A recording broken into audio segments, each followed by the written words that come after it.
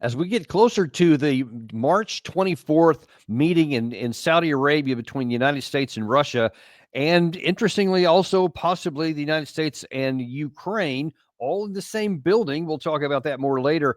But in the meantime, the Ukraine side is looking not to the United States for rescue, but to Europe, because they see that Trump is not interested in continuing on the operations and not in continuing the support, whether it's intelligence or otherwise. So he's looking more to Europe, and European Union is very keen on providing that. At least they are at the word level and at the leader level. But as we get into more of the action level, well, things started getting a little bit more dicey. And to try to explain some of that about what's really going on behind the scenes, we have Alexander Mercouris, co-host of the Duran, and just one of the big fans of this show, of where you're a big fan, and our folks are big fans of yours. Thanks for coming and joining back with us today, Alexander. I am a huge fan of this show. Let me make that absolutely clear. I consider it indispensable watching, and I've learned huge amounts from it. And it is a joy and a delight to be on it again. And all that is mirrored back on our side. That's why we love having you on every week. Before we get into some of the details of this here, I just kind of, it's been a while since we've had you on, and I wonder kind of what your thoughts have been since Trump had the phone call with Putin, and Zelenskyy wanted a 30-day, well, U.S. and Zelenskyy wanted a 30-day total ceasefire. Trump wasn't able to get that. He got allegedly a limited ceasefire of no hitting energy infrastructure. More on that in just a second. But just the fact it's coming out that Putin basically didn't give Trump what he was looking for, where do you think that leaves us right now at that level? I don't think we should read too much into this. I mean, it was clearly a long call, and in some respects, I suspect, a contentious one. I can imagine Trump coming in saying, I want a 30-day ceasefire. Putin pushes back. He says, my army is advancing. I don't trust the Ukrainians. I don't want this to become a frozen conflict. What are the guarantees, if I give you a 30-day ceasefire, that the Ukrainians will honor it, or that we won't get bogged down in interminable negotiations that are going to lead nowhere? So a contentious discussion. But the key thing, the most important thing, is that the two sides agreed, the two presidents agreed, that they were going to set up expert groups, that they were going to talk with each other, that the United States is going to be directly involved in the negotiations. And that is absolutely crucial, because if it was just Russia and Ukraine, it really would go nowhere. So I'm actually cautiously optimistic about this. I think that discussion got us about as far as it was realistic to expect that it would go. And if I could say, I did a program just before that telephone conversation took place, and I basically said over the course of that program on my channel that if we got something like this, something very like what we eventually got out of that meeting, out of that conversation, that would be considerable progress. So I'm cautiously optimistic. I'm not saying, we're there. There's massive obstacles lying ahead, but President Trump is clearly keen to end the war, and that is a huge step forward. President Biden and his team show no interest in finding a way to end the war. President Trump is interested in ending the war. That is a huge thing. And President Putin is responding. And there's now going to be this meeting in Riyadh, and there's expert parties and those sort of things. So that's my general take.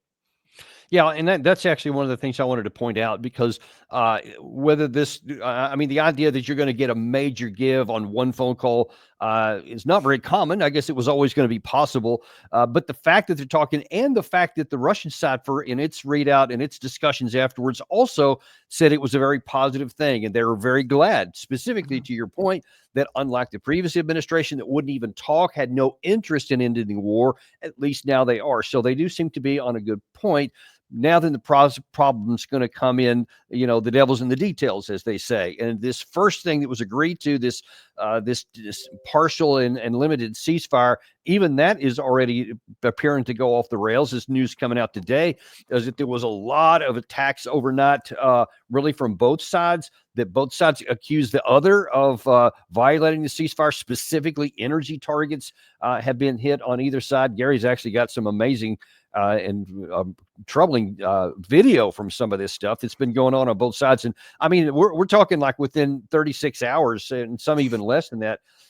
Do you think that even this can hold? Because in order to get anything to happen, you still have to have confidence building measures. And well, this doesn't seem to be building much confidence. Well, I think it demonstrates the fact that we're seeing these things, sites, shows that Putin was absolutely right, and that accepting an unconditional ceasefire wasn't going to work, because ceasefires, almost by definition, between warring parties have a tendency, an ability to break down. It's something that is in the nature of ceasefires. So you need monitoring mechanisms. You need people to observe things. You need enforcement mechanisms as well. I think too much is being made about whether or not this ceasefire is going to succeed, what it was, and all of that. The major thing for me is not this ceasefire, which I don't think anybody on any side really expected would, hold for very long. The big thing is that they're getting up the expert groups, that they're meeting, that they're talking, that the Ukrainians are going to be in the room, and out of that something may come. No conflict as complicated and as intractable as this one, involving so many parties, is going to be settled by one telephone call. So we have a negotiating process, and it started, and I consider that a positive development, a very positive development. Yeah, and I know you have a lot of experience on negotiations of really various kinds, and so one of the reasons I was glad to have you on today. And I wonder if this whole drive of the European Union and Zelenskyy to try and get a lot more money, I want to see how you think this is going to factor into it. First of all, I want to show you, this is what Zelensky's talking about, what he wants right now. I think this was yesterday. So it's crucial that your support for Ukraine does not decrease, but instead continues and grows. And this is especially true for air defense, military aid, and our overall resilience. We need funds for artillery shells, and would really appreciate Europe's support with at least 5 billion euros as soon as possible. Investments in weapons production are needed both in Ukraine and in your countries. Europe needs technological independence, including in weapons manufacturing. Everything necessary to defend the continent should be produced here in Europe. So it seems to me that he's looking for things to get his own side done. But when you're talking about investments of 5 billion, there's another possibility out there, or another program that's being discussed of, I think, 40 billion, something by the European Union. These things are all long lead times. This is not going to have any impact at all on the war right now, as we're talking about negotiating it into it. So in your view, how does this play into the negotiations to end the war, or is this separate? No, I don't think it's separate at all. I think this is absolutely part of Ukraine, Zelenskyy trying to maneuver ahead of the negotiations. My own sense about Zelenskyy, and I've said this many times, is that I don't think he welcomes this negotiating process at all. He's somebody who basically, for all kinds of reasons, wants at least some kind of war to continue, because I think his own political future hinges around this. So when he's talking about these enormous sums and about, weapons and manufacturing facilities and all of that continuing to be sent to Ukraine, to me, that is dangerous. It suggests somebody who is still keen on prolonging the war. It seems to me more like war talk than peace talk.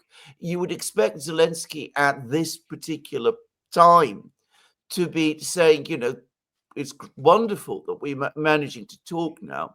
Let's see what we can do to consolidate the ceasefire, the very limited ceasefire that has been agreed, and instead he's coming up with these kind of proposals. So I don't think this is a promising sign, but I'm afraid it's no more, dare I say it, than I have come to expect. President Trump, I think, put it very well when he said previously that the support of the United States has disincentivized the Ukrainians from seeking peace. And of course, what Zelenskyy is now trying to do is, because he can't get that support any longer from the United States, he's trying to get the Europeans to take the place of the United States. And if that happens, the effect will be the same. It will disincentivize Ukraine from seeking peace. The practical realities are exactly the ones that you said. The Europeans aren't able to provide him with the level of support that he's looking for. Certainly not in any short term. But that is what I think this is about. And I think that the negotiators, President Trump, the Russians obviously, need to be very wary and aware of all of this. Well, so now let me ask you a question, though. Let's stick on the Zelenskyy portion of this for the moment. So he doesn't want, I mean, his actions make it almost certain that what you just said is accurate and true, that he's trying to keep this from going to the negotiated settlement. And he's talking to Europe to want to get this, all these packages, et cetera. He sees the thing that he physically asked for, that we're going to show what Kajakalis said about that in just a second.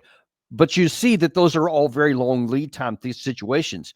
He doesn't have a long time. So where is the value for Zelenskyy to say, I don't want to have a negotiated settlement now. I want to look to this other thing here. And there's not a mechanism or a method to get him from here to there where he'll survive as a country. How does that work? Well, it doesn't work, and that is the reality, but it is a reality that he has consistently been unwilling to face. His entire diplomatic strategy for several years now has been to try to involve the West in the Ukraine war, because that is the only way that Ukraine, he believes, could achieve the complete victory, which seems to be the only thing he's willing to settle for. So he wants a weapons production to continue, money to continue to be sent. He wants to prolong the war. He wants the Europeans to eventually send their troops to Ukraine. And I think he still hopes that if that happens, he can get the United States back in the game, involved on his side, fighting him alongside the Russians. Now that sounds incredible, but it is consistent with what he has been trying to do for a very long time now.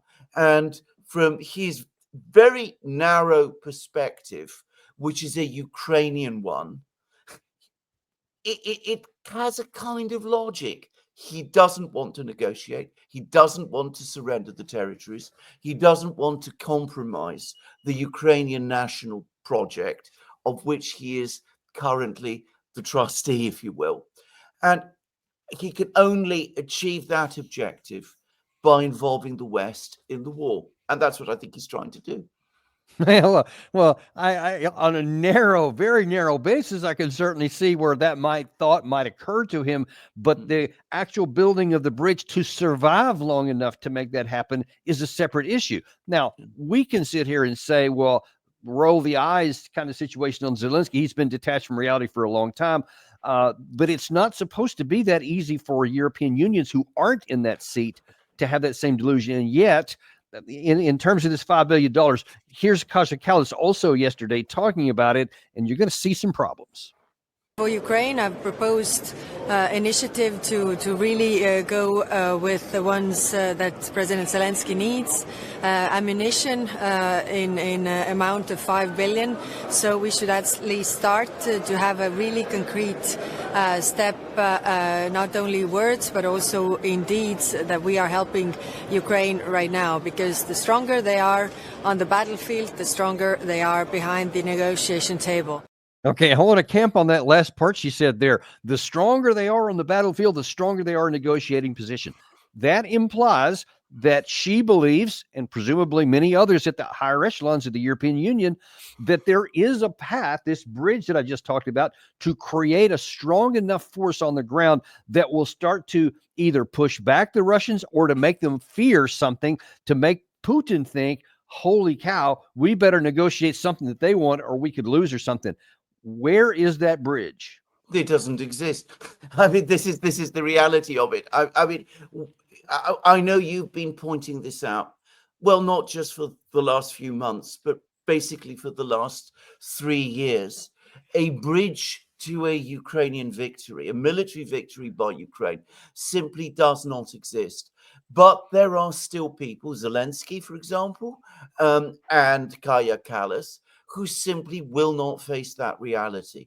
And, you know, in the case of Kaya Kallas, it's important to remember that she's from one of the Baltic states. For the Baltic states, Russia is the overwhelming reality that they are confronted with. They've been under first Soviet rule and then Russian rule before. They are very, and understandably, very, very concerned that the Russians are coming back in some form, and they count on the West to prevent that happening. So when they talk about, you know, we must send ammunition, we must send weapons, we must do all of these things, you can up to a certain point understand where they are coming from. People like Kaya Kallas. The trouble is, what she says, she's talking in theory on behalf of the entire European Union. I'm going to say it straight away. I don't think many of the European states actually agree with those sentiments, certainly not anymore. But people in Ukraine hear them. Zelenskyy hears her words. And I think it is extremely unhelpful because it makes people like Zelenskyy think that if he goes on asking these things, the Europeans will give them to him. Gosh, it's hard to even make sense of all of that because I part of my brain gets the logic of what you said about the desire, you wish it, but there's always this pesky other part of the brain that actually sees reality, that recognizes this is a pin and it's kind of hard. And even if I wish it was like wobbly where it would bend, it just isn't. So I can wish it all day long. And if I take action, assuming that this can bend, what I'm going to do is end up breaking it, and I'm not going to have a pin. At what point does, you talk about bridges, the bridge between those two parts of the brain come together? Because you see that's the one part that I've just shown you here. Here's another one from Kaya Kallas from a couple of days ago, to where she's actually talking like she's in the power position over Russia. The ball is in Russia's court, and what we see right now that Russia doesn't really want peace. And also what was understanding around the table is that Russia can't really be trusted. So they will, seize this opportunity to present all kinds of demands. And what we already see, they are presenting demands that are their ultimate goals. So let's see how this develops further. So she's kind of like trying to shame Russia, like saying, they don't want peace. And I'm just saying this to shame them so that they'll realize that once the gig is up, now then they'll start to have peace. And they're making these unreasonable demands. But that's where we get back into the pin, because it is a pin. Russia does have the cards. They do have the leverage, and they don't have to give in to these points. They can press for maximalist outcomes. And if they don't get them, they'll keep fighting. What part of that do some of these people in Europe not get? Well, they don't get it. And I think this is an important point because, of course, if they did get it, eventually, of course, they will get it. I mean, you can go on denying this. You can go on resisting this reality for a while, but sooner or later, that reality is going to collide with you. But when that happens, they will be confronted with something that they've not wanted to confront for many years. Basically, since they achieved their independence, which is that in order to prosper and be secure and safe as independent states, they need to have a good relationship with Russia. That the West cannot ultimately organize reality on Russia's border in a way that suits people like Kaya Kallas or indeed Zelenskyy. Now, they're not ready to accept that because they want relations with Russia to be on their terms, just as you said. For the moment, the fact that that might not happen, that they might not get that wish, is something that is extremely difficult for them. It inverts their own sense of reality. It requires them to make compromises and to come to understandings with Russia, which they don't want to do. So I want you to put your negotiating hat back on and give me some insights into what may be going on behind the scenes, because away from the cameras and the microphones, when they're just having private, frank conversations, one would imagine that even in the Kaya Kallas camp and the Keir Starmer camp and Macron and some of these others, they may be saying, okay, look, I mean, we do have the Austrian State Treaty, Finland's independence to look at, and they prospered quite well with the Soviet Union. There are plenty of ways. We don't have to surrender our freedoms or anything else. We just have to say that there's not going to be a military alliance arrayed that poses any kind of a threat to Russia. So we can go down that path. But if we go down this path that we're saying in front of the cameras, it ain't going to work out well for us. But yet they have so far. How does that work inside when you know, okay, if I keep going down this road too much further, I'm going to run into where there's no bridge and I'm going to fall off, or I can take this path. I don't want to do it, but at least it can actually work for me. How does that work inside? Well, what should have happened long ago, and unfortunately hasn't happened, is that, and the major blame here lies with the European states, the big European states. They should have made it very clear long ago to the Baltic states and indeed to the Ukrainians that this policy that they were pursuing, this refusal to acknowledge the reality of their own neighborhood, simply doesn't work, and that they do need to start having discussions, proper, substantive, long-term discussions about their security with the Russians. Unfortunately, that never happened. And in the case of the Baltic states, admitting them to NATO, unfortunately, reinforced these beliefs that they don't have to compromise with that underlying reality. Now, what needs to happen, if we're talking about the Baltic states and the Ukrainians, is that somebody has to have a frank discussion with them. And that is why the involvement of the United States in the current negotiations, the ones which hopefully will settle this war, is so important. Because realistically, it's only the United States that seems capable of holding that kind of discussion, that is able to tell the Ukrainians, look, this has gone as far as it can go. We can't go further. We can't go beyond this. We are not going to go to war with Russia so that you can achieve your maximalist demands, so that they can tell to people like Kaya Kallas, look, we can't go to war with Russia in order to appease your entirely understandable and legitimate concerns. The involvement of the United States is the most important aspect of this negotiation. It's what makes me cautiously optimistic. And the fact that the United States is going to be in the room, and the fact that the United States is telling every party that it wants to settle, is the most positive sign. Because deep down, all of them know that without the United States, this game that they've been insisting on playing simply can't be played.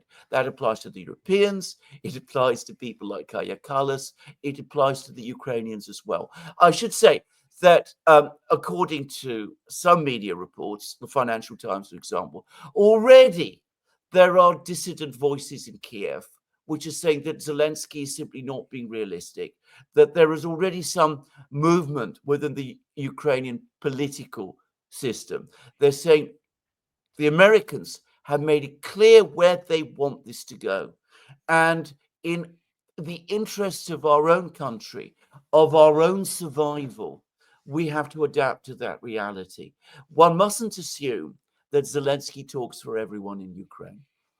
Yeah, I can validate that that's the case, because I am talking to others in Kiev, and what you say is absolutely validated by the sources that I have, that there are a growing number of dissident voices that are grumbling, even within the inner circle of Zelenskyy, we'll see what success that has. But outside of that circle, outside of Zelenskyy, even, it's not just that Kaja Kallas is also not speaking for everybody in Europe. And we're already starting to see just right away. So those comments I just showed, some of them were from yesterday from Kallas and from Zelenskyy. But then the news out today is saying, look, even Italy and who was the other one? France, I think, are already balking at this. And they're saying, hey, yeah, about that $5 billion, how about no? Because we have a lot of our own issues here. And you see this, this larger package of $40 billion, that's stalling too. So even on this camp that's within Europe, without the United States, they're already starting to go, yeah, I don't know that we're going to actually come up with that. Well, absolutely. And I mean, I think this is a moment that was eventually going to come. Now, just to say very quickly, I have a great deal of understanding for Kaja Kallas's position. I mean, historical understanding. I mean, obviously don't agree with it, but I understand why Kaja Kallas might feel about Russia as she does. And I can understand why Kaja Kallas has the positions that she does. I have no such understanding, or at least no such sympathy with the position taken by my own government, which is that of Britain, which has been, in my opinion, extremely unhelpful. My Prime Minister, Keir Starmer, has been trying to set up this coalition of the willing, as he calls it. Inevitably, that was going to collide with reality very quickly. We are starting to see that. And we're now starting to see countries which have always been more skeptical about this affair than they have wanted to let on, such as Italy, speak out against it. And we're starting to see divisions in France come to the surface, divisions which have always been there and which are to be found within the French government. In France, in Italy, they will accept the realities far more quickly. Remember, France, after all, is the country with the concept of raison d'etat, the idea that, you take policy, you take a realistic approach to policy. The French were exemplars of this sort of thing. So it's not surprising that we're starting to see glimmers of that tradition return. And Italy as well. So we're going to start to see pushback. We're going to see people say, does it really make sense for us to give another 5 billion euros or dollars or whatever it was to the Ukrainians to start sending them more ammunition at a time when the Americans are trying to make peace? Shouldn't we really be getting behind that? Shouldn't we be supporting that process? How does this support this process? And besides, given the dynamics on the battlefield, which you have discussed many times and very brilliantly, Daniel, if I may say, given the realities on the battlefield, isn't that throwing more weapons and ammunition away, more good money after bad?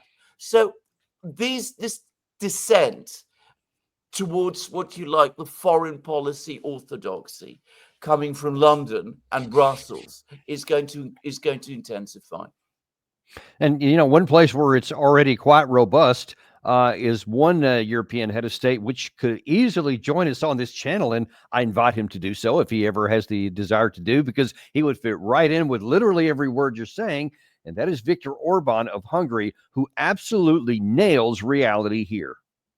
Az amerikaiak föladták, illetve az amerikaiak rájöttek arra, hogy az előző adminisztráció egy felelőtlen kalandba rántotta be az Egyesült Államokat. Az új elnök azt is mondta, hogy legyen béke, és történt, ami történt, vagyunk, ahogy vagyunk, de állítsuk meg az öldöklést, és kössünk egy tűzszünetet, majd tartós békét.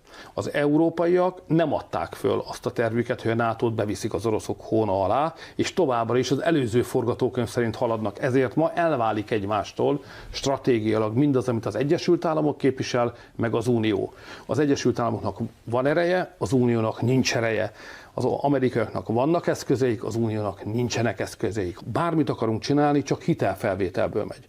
A hitelek meg egyre csak halmozódnak, és maguk alá fogják temetni az Európai Uniót, ezt nem lehet csinálni. Tehát ezért az Unió ma egy fogatlan oroszlán.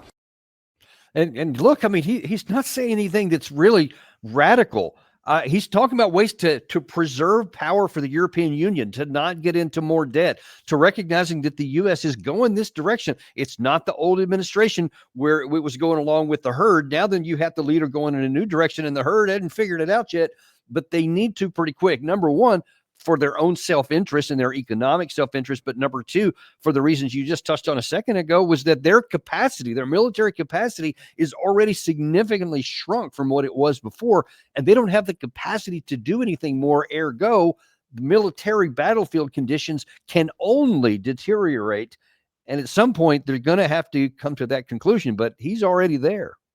He is absolutely already there. Now, I was in Hungary in November, and I was very privileged to be able to meet with various quite senior Hungarian officials, including people in Orbán's office, but also people from the various ministries, from the energy ministry, from the finance ministry, from the economics ministry, ministers who are not directly involved in the conflict. They're all saying the same thing. They were very articulate and very clear. It was very impressive, actually.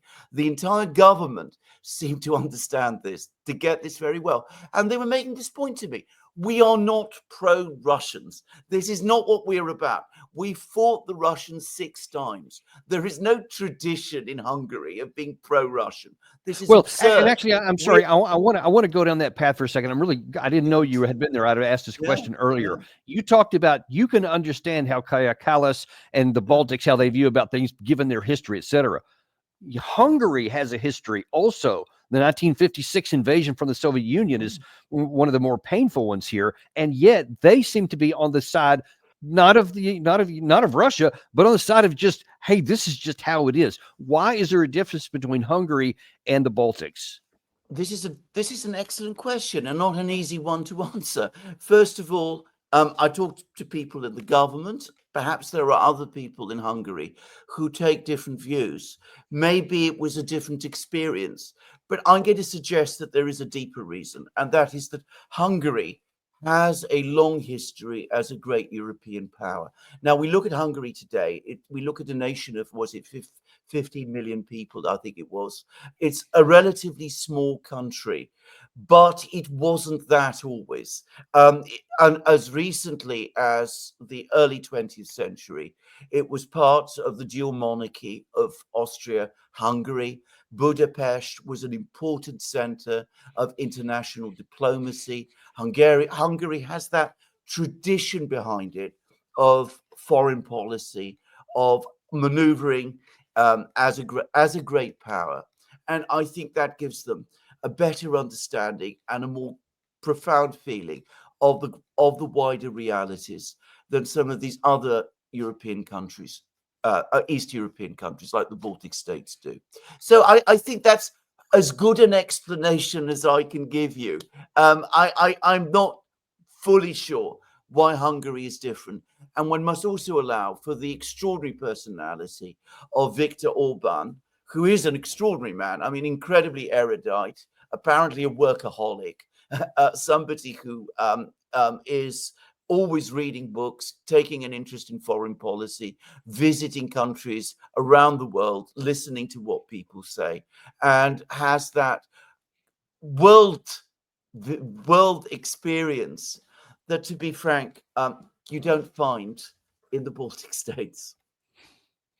Or Western Europe, for that Western matter, Europe. or the United Western world. Honestly, although Trump is certainly playing a good bit of that role now, being willing to talk to everyone.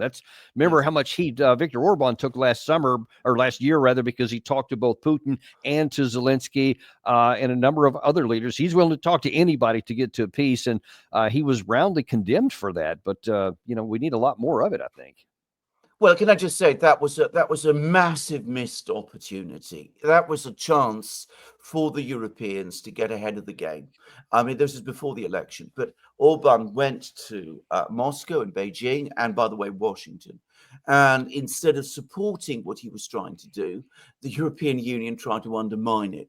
And that was a terrible mistake. And we've been behind the curve ever since, when actually we could have been ahead of it. Yeah, yeah. And unfortunately, we didn't have the guy in the White House who was willing to take advantage of it and probably was as upset as other European leaders. But, we keep talking about what the reality on the ground is and what these disconnected things are from some of these European leaders. But there's some others, even in the United States, even to this day. Just a couple of days ago, I'm going to show you something that one of the retired U.S. Army generals said, which I just cannot understand. And I'm going to need some help on this one from Gary. So, Gary, if you could pop back in here, Gary's real good at some of these things. On this clip here from General Ben Hodges, who was going to talk about you talk about reality. He's going to talk about something that any objective analysis on the ground in Kursk about how Ukraine has lost it. They were driven out. Now they have a couple of fields still that are still hanging on by their fingernails, but that's about it. Russia's already moving into the Sumy Oblast. And he was asked, I think by a Ukrainian interviewer, what he thought about that. And I expected him to say something like, well, it's unfortunate the way it worked out, but the Ukraine side eventually lost and got pushed out. But he has a different take on it. Ukraine was in there in Kursk since last August. One of the most, I think, effective strategic moves made by the Ukrainian side of the war.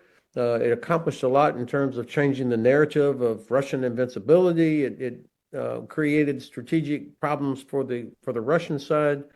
And the Russians had tried for months to eliminate this bridgehead, but they never could. And then all of a sudden, at about the same time that the U.S. administration cuts off intelligence, cuts off aid, the Russians are able to accomplish what they had not been able to do for the previous 6, almost 7 months. Okay, Danny, you can't blame the guy for wanting to celebrate a battle, right? He doesn't want to celebrate the war, but he can celebrate the battle. Well, okay, but if he's going to celebrate the battle, he's got to be accurate about it. He's just trying to put lipstick not even on a pig, but like on a roasted pig. I mean, it's dead and cooked, and he actually says some things. But there's 2 things I want to point out about there. One is he said this was a big success for Ukraine because it changed the narrative, and that word is important here, because it punctured the idea of Russian invincibility. But did it? Because Russia did kill everybody who went there or drove them back into Ukraine. So how does that damage the role of Russian invincibility? Well, quite. I mean, it's an absurd idea. I mean, I come from outside the world of military and wars and things, but it seems to me that what matters in war is not whether you're puncturing myths of invincibility, but winning battles. I mean, this battle has been lost. I mean, to talk about it in any other way other than as a defeat in a war which Ukraine is already losing is absurd. Now, I have to say this about General Hodges. I mean, I see this many times in legal work that advocates, and he has been an advocate for Ukraine, advocates become so involved sometimes in the case of their clients that they do lose sight of reality. They continue to believe that things are going well, even when everybody around them can see that they are not. And they come up with all kinds of irrational or disconnected from reality explanations about why things are not turning out as they assume. So, it's not that the Ukrainians weren't winning, it's because somebody switched off their intelligence. I mean, something of that kind, which is, by the way, if you know anything about the fighting in Kursk, you know that is completely absurd. See, if anyone gives that the least amount of examination, what he said there is like, oh, wait a minute, U.S., because Trump did. He temporarily, I forget the number of days, it was some number of days, he turned it off. But then again, you have to say, hang on, there's a 2,000-kilometer front altogether, north to south in this kind of thing. And did we see it fall apart anywhere else during those times? Or maybe could it have something to do with that Russia used this 3 weeks in the planning incredible operation where they went through a gas pipeline to break into the rear, and that suddenly caused the whole thing to collapse. I don't think that our intelligence would have been able to see him going through a metal pipeline to get into the back. So he's got to answer that one. Well, absolutely. But as I said, people do this. I have to say, I'm a bit shocked that a general of, I believe he's in the U.S. Air Force. No, he was the commanding general of the U.S. Army Europe. I mean, one of the highest ranking positions in Europe. Well, there you go. I mean, I mean, that does stun me. I have seen this, as I said, with lawyers sometimes, but they tend to be rather bad lawyers, just to say, who become over-invested in the case of their client and lose the ability to give objective and impartial advice. I'm surprised, as I said, to see such a senior military officer lose that connection to reality. But there it is. I mean, so much about this whole conflict has been a flight from reality engaged in by so many people. You'd have thought that a general would be an anchor holding us to reality, but it seems not. Gary, You know let what I me think ask you something, because you worked you're in regular media for a long time. You worked with Fox News for, I think, like 17 years. So you understand how the media landscape works. One of the things that puzzled me about General Hodges, because he has been spectacularly wrong on the biggest issues of this war. For example, as late as July of 2023, when their Ukraine offensive was clearly had been a complete failure, he still said Ukraine would be in Crimea before the end of August. He actually said that. And yet I still see him going on like CBS News, some of the big stations here. So it's like, how does he keep having credibility to be having a camera put in his face? Yeah, he's got a good PR person, a good booker. I think they go after gravitas, Danny. So anybody that has any credential at any point in time, they remain there. That's why you see, you name it, go down the list. Leon Panetta, all the other, war horses that have been on or in any of the administrations. They're happy to have them. They must be experts because they were there once. So, we're going to listen to them and not to what the reality on the ground is. Danny, I think the other dynamic that's unfolding, it's been unfolding since the beginning, is that, the West doesn't quite understand Russia's war machine or the special operations machine. It just moves way too slow for them. If Russia really, was as strong as they say they are, and if they are as powerful as they claim to be, they would have had this done already. But the way that Putin is going about this, trying to minimize losses on his end, and the way he's gone through the territories, it's not fast enough for them. So they think it's ineptitude and or weakness, or name the other things that they try and put upon Putin. And so it's not moving fast enough for them. They've got to lose because they're not moving fast to begin with.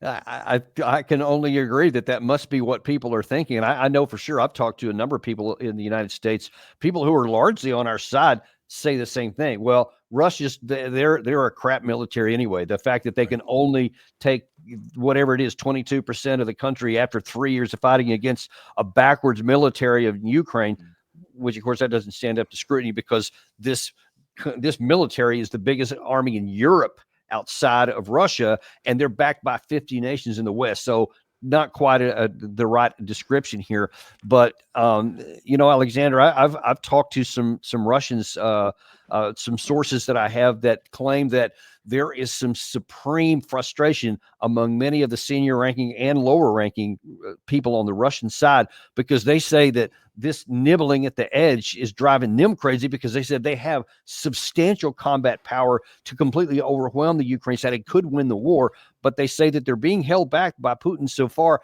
to see if these negotiations can work, because he doesn't want any more destruction or death on either side of the line. But the assumption is that if he doesn't get these negotiations, they don't go where he wants them to, he may pull the reins back or pull the leash off, and we could see a big operation. Do you hear anything like that from your sources? Absolutely. You come across, I mean, it's not just in the sources, it's in open Russian media, as I should say, probably explained, not as you have explained it, your sources explained it to you, because people don't want in wartime to appear to be openly critical of the Supreme Commander-in-Chief, as they refer to him. But undoubtedly that frustration does exist. And what you do see, and a reflection of it, is that Putin trusts the Americans too much. He's too wedded, as they see it, to diplomatic outcomes, and that instead of letting the military go ahead and sort this out as he should do, he's still seeking to find some kind of compromise, some kind of sustained compromise with the Americans. And earlier today on the Duran, it hasn't yet appeared, but we were very privileged to speak with a Russian, a very senior person within the Russian system called Andrei Kortunov. And he actually has written articles defending Putin's stance and say, look, the fact that he is seeking compromise, he's not doing this because he's soft or because he's letting the Americans trick him. He's doing it because he understands that Russia's national interest is to try to come to some kind of understanding with the United States, because Russia really cannot afford or cannot risk a prolonged confrontation with the United States on its western borders, which will prevent the country from pursuing its own economic development.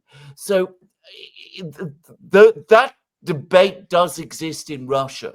And I think this is a key thing for people to understand in the West as well. In Russian terms, Putin is a moderate. It's not what you hear people say in the West. Right. But if it was left to the military by themselves, if it was left to a large and very vociferous section of Russian society, this war would be conducted in a very, very different way. And we would not be having the president of Russia talking in such a friendly way with the president of the United States as we're seeing now. We are, yeah. That's been one of the things that surprised a lot of people. But unfortunately, my worry is that restraint by Putin is being misinterpreted as weakness on our side. And I think that's Definitely. what encourages a lot of these people to keep going in providing all this ammunition, weapons, because they think they can do so cost-free, that there's no cost to them to do so, even if they can't reach the $40 billion level or whatever they're asking for. But that also has implications, I think, for Volodymyr Zelenskyy, because he also views it as weakness, I think, and thinks that he can get more power over his shoulder. I want to show you one more clip here because this didn't get a lot of press, and I'm a little bit surprised because it's kind of an in-your-face insult to Trump, the only one who's given a lifeline to this guy, but he seems to be complaining about the ceasefire. Ми запропонували з самого початку припинення вогню в небі і на морі, тому що це не так складно контролювати, як перший крок, тому що не вірили, що русські підуть на будь-яке припинення вогню, тому що, на нашу думку, вони хочуть продовжувати нас знищувати, хочуть продовжувати війну, якщо коротко говорити. Але американська сторона нам сказала, ні, вони хочуть закінчити війну. Ну, ми хочемо закінчити війну, тому хто буде сперечатися, давайте швидше тоді робити відповідні кроки. І на зустрічі в Джеді американська сторона зробила стрибок або крок вперед, швидкий, і сказала, давайте все-таки говорити не часткове припинення вогню, а припинення всюди. А після цього був контакт американців і русських, і знов люди зробили, мені здається, крок назад, тому що заговорили про часткове припинення вогню. So just to summarize there, and if anybody couldn't read those words at the bottom of the screen, he's virtually saying, hey, we talked about a limited ceasefire at first, but for some reason the president didn't want to because he thinks Russia wants to end the war. Russia doesn't want to end the war. And then they took it forward anyway. They tried to get the full ceasefire. Then it didn't work. They took a step back. And so if they had just listened to us before, things would be a lot better. But here's the problem. Russia does want to end the war. They are willing to negotiate a settlement. But if he keeps going, then I think that restraint that I talked about, because I know for sure, just from looking at the reports that we see out in open source and the military summary and some others that has a very transparent view of the battlefield, Russia has the capacity and can unleash it if Putin comes to the conclusion that negotiations won't work. Oh, this is absolutely correct. I mean, this is, if we have to be straightforward about this, this is Ukraine's last chance to survive and prosper as an independent nation. And a responsible Ukrainian leader would be seizing it with both hands and working with President Trump in order to secure that peace and that future for his country. In fact, what you see is Zelenskyy being extremely frustrated and angry.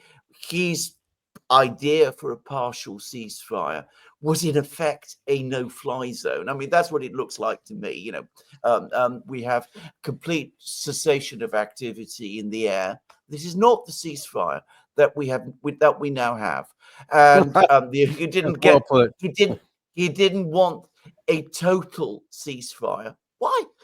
Ukraine benefits from a total ceasefire, but he didn't want that. He pushed back against that. He wanted security guarantees to have with the ceasefire.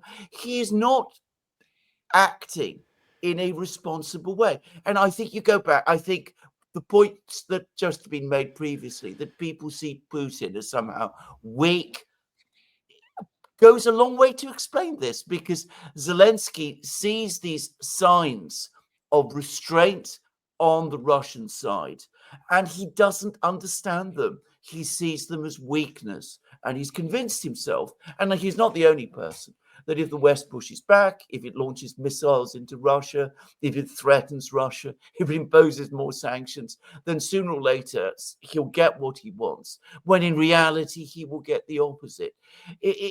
My own personal view here is that when President Trump said that his major difficulties are not with the Russians, but with the Ukrainians, he is actually right. And he will continue, he will find that that is a continuing problem throughout the process. The Russians, Putin wants peace. Not everybody in Russia, to be clear, but Putin himself does. He wants peace because he's looking beyond this current war.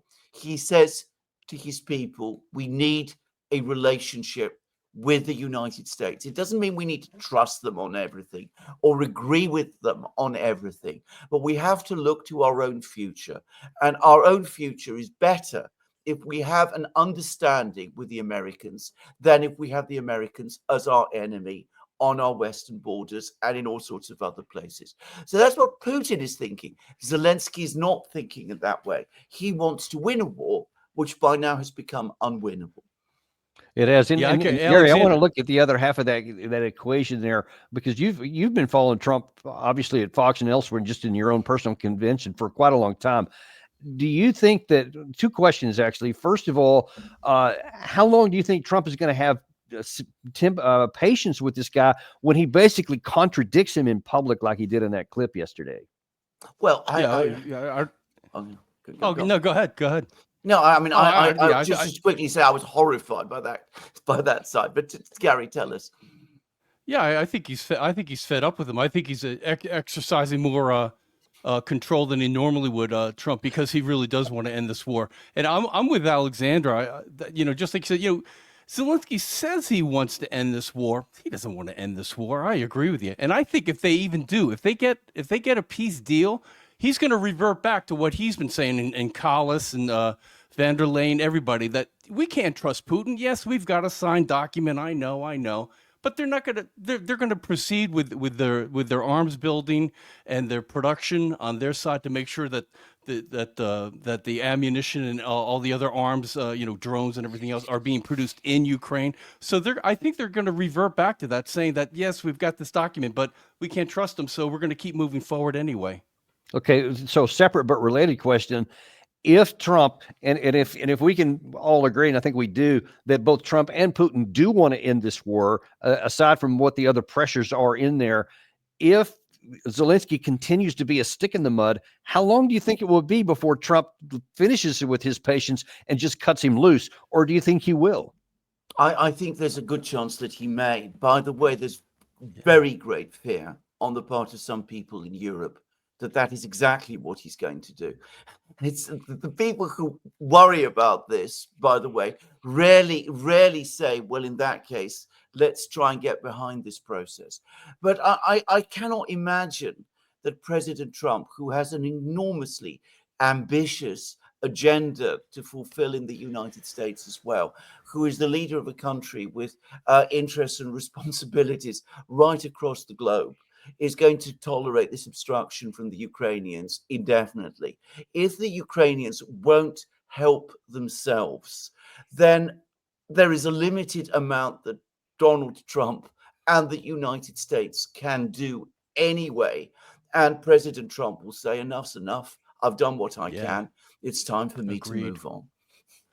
Absolutely. I think Trump's vision of the world and how things are going to move forward is so much bigger and grander, and it obviously because of who he is, than Zelensky's is. So I think his vision will ultimately maybe not steamroll, but certainly it'll have so much momentum Maybe it will, though. ultimately. It may steamroll. Yeah, well, you're right. You're right. He'll end up as a roadkill. Yeah, that would be an ugly roadkill, something that doesn't need to happen but could. Alexander, in the last few minutes we have here, I don't want to steal any thunder here, but because it hadn't aired yet. But what was the bottom line of your your Russian guest on your show? How does he see this ending? Well, he is somebody who is determinedly optimistic about this. And I mean, what he said is that obviously we've got reasons to be very careful in Russia. We've got to be cautious. But this is an opportunity that we must seize when we are presented with opportunities to repair our relations with the United States. We must seize them because it is in our interests too. So I think he too is looking beyond Ukraine, if I could say. I think he understands that Russia is, he said so, that Russia is in a far stronger position than it used to be in the 1990s. Ukraine, in terms of improving relations with the United States, is an obstacle, but it is an obstacle that can be bypassed. And the main goal is to achieve that improvement in relations with the United States. So I think he's cautiously optimistic as well, but he does not speak for everyone in Russia. I mean, he's an academic. He is a person who writes on international affairs. He is a strategist. He's that kind of thing. If you talk to people in the military, if you talk to people on the streets, they will probably give a very different view. Alexander, when is that going to premiere on your channel? Oh, a couple of days, I think. It's okay, yeah, because we will. Yeah. Oh, good. And anybody Well, that's what not I familiar can with do- Alexander, what I can do. anybody that's not familiar with Alexander's show, we'll have the link in the description, so it's already there for you, so you can go follow up on that show. Right. Yeah, we'll definitely be watching for that one, though. I'm really eager to see that one. Well, thank you, Alexander, for coming on today. And as always, in very eloquent ways, you just cut to the chase. You show what's real and what's not. We're excited to watch your show coming up, too. But thank you so much for coming on today. Thank you very much for having me. And it's always a great pleasure and very stimulating to have these conversations, I have to say. It is indeed for us as well. Well, we're all going to be paying attention to what comes out of Saudi Arabia on Monday next week on the 24th. We will definitely be covering that because both Russia, Ukraine, and the United States will all be in the same building. And we're not sure how that's going to work out, but something's going to work out, and we'll be here to cover it for you. And we thank you and look forward to seeing you back on a future episode of the Daniel Davis Deep Dive.